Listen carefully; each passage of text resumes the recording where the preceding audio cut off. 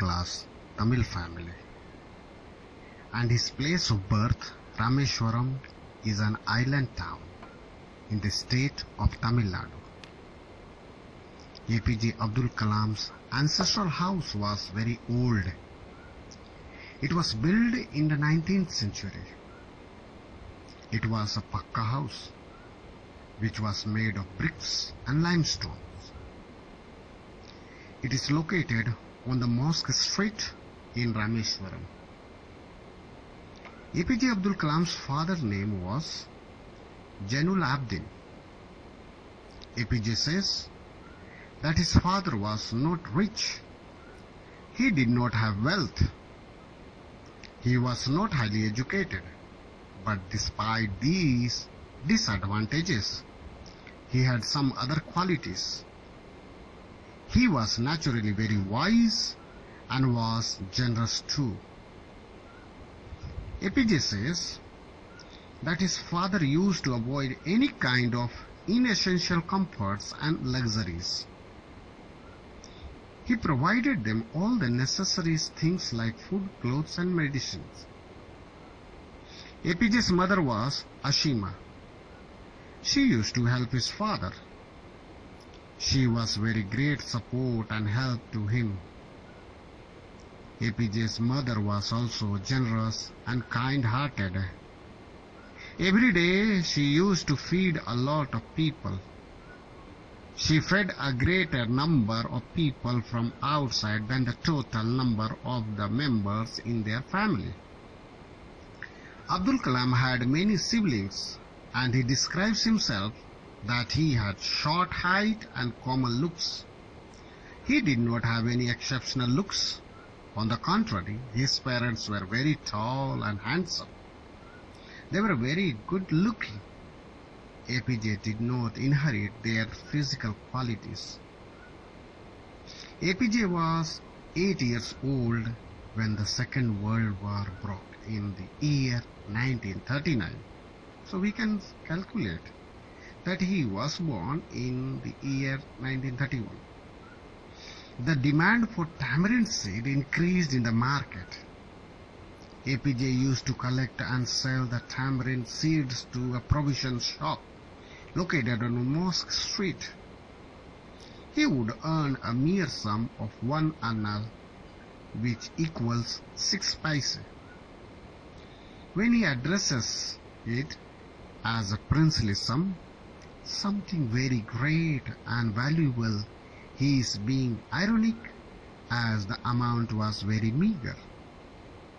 At that time, this 1 anna meant a lot of money to him. APJ Abdul Kalam's brother-in-law, Jalaluddin, used to tell him the stories of ongoing World War. Later, APJ used to read the newspaper Dinamani and used to look for news of the same story. The first impact of World War II on the people of Rameshwaram was the cancellation of train stoppage at Rameshwaram station. Earlier, the train which came from India used to stop at Rameshwaram station and then went further to Dhanukshodi.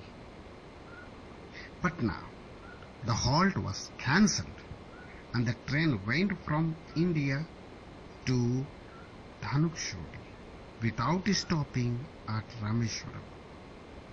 With this, the newspaper bundle which used to come from Rameshwaram was thrown out of moving train as it reached Rameshwaram road.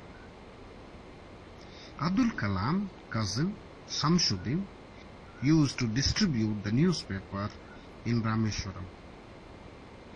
He needed some to help him catch it. APJ helped Samshuddin by catching the bundle and distributing the newspapers. In return, Samshuddin paid him a salary, which was APJ's first earning. This incident happened 50 years ago. Even now, that is, when he wrote the book, he could feel satisfied and proud of himself. APJ says that whenever someone earns his own money with his hard work, he feels it the same as he did. APJ had three best friends during his childhood. Their names are Ramanatha Shastri, Arvindam, and Shiva Prakasham. All of them belonged to a very rich Hindu Brahmins families and were ardent followers of their religion. As APJ was from a Muslim family, he says that during his childhood, all the children were so close to each other that they never felt belong to different religion. Religion was not a barrier in their friendship. There is a very famous temple in Rameshwaram, the Rameshwaram temple. APJ's best friend Ramanatha Shastri was the son of Pakshi Lakshmana Shastri, the priest of this temple. When these friends grew up, Ramanatha Shastri took the priesthood of the Rameshwaram temple. Arvindam started a business of transporting the pilgrims to and fro the Rameshwaram temple, and Shiva Prakasham became a catering contractor for the Southern Railway. He was in charge of the catering for the railways. When these children were in 5th class, a new teacher came to their class. This new teacher could not tolerate that a Hindu priest's son was sitting next to a Muslim boy.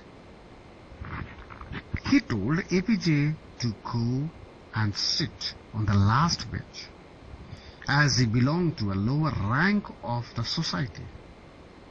Both the children felt very bad. Ramanatha felt very bad. APJ still remembers the image of his friends Ramanatha crying.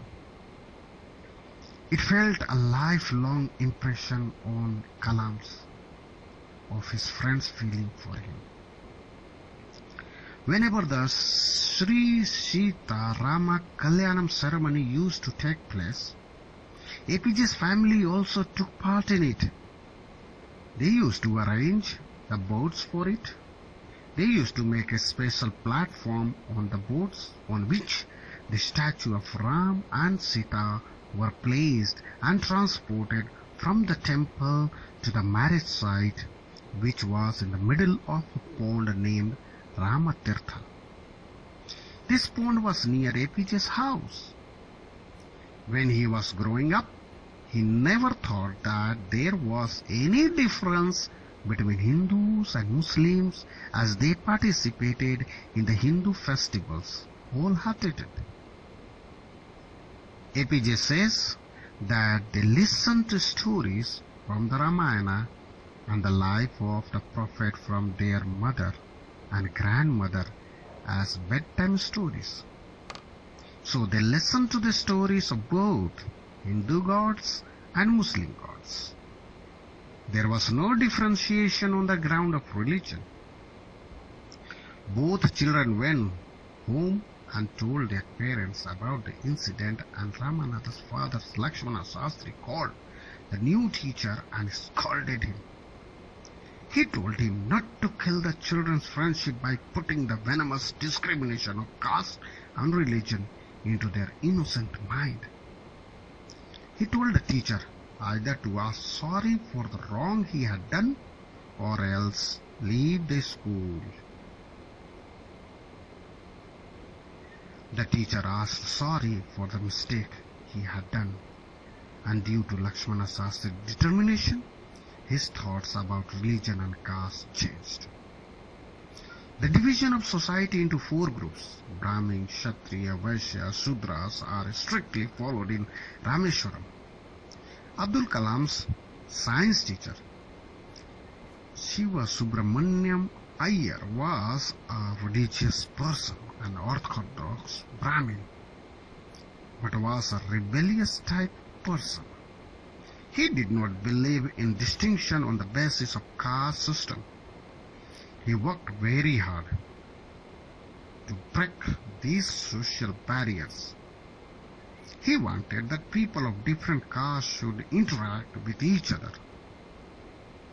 He encouraged APJ Abdul Kalam to work hard so that he could be at the same level as the highly educated people would live in big cities. Shiva Subramanya Iyer wives belonged to a traditional and orthodox Brahmin family. She followed the religion very strictly, and to keep the kitchen pure, no one from the inferior religion was allowed to enter the kitchen.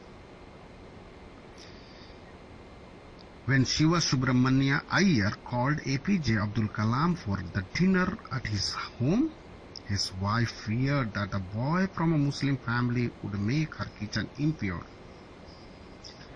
She refused to serve him food in her kitchen. Shiva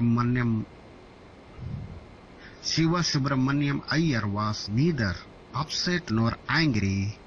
He himself served food to APJ and sat down beside him to eat. His wife stood beside the kitchen door and looked at APJ while he was having food. APJ says that he does not think that she felt there was any difference in the way he was having his food, or the way he was drinking water, or in the way he cleaned the floor after the meal. When he visited Subramanyam Iyer home for the dinner next week, his wife made him sit in the kitchen and served him food with her own hand. This is the change that happened. When the Second World War got over, in the year 1945, India was about to get freedom, which happened in the year 1947. M.K. Gandhi, known as the father of nation, was a crucial part of India's freedom struggle.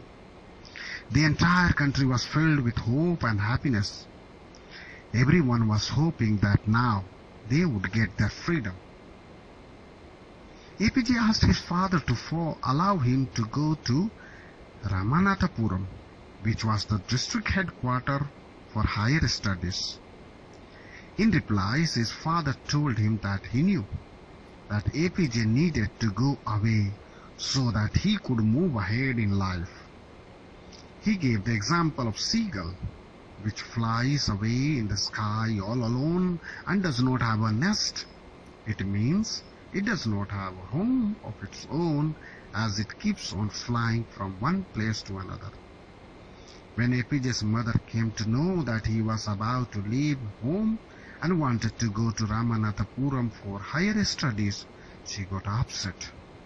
APJ's father tried to calm her down and told her a few lines from a famous poem titled Your Children, written by Khalil Gibran.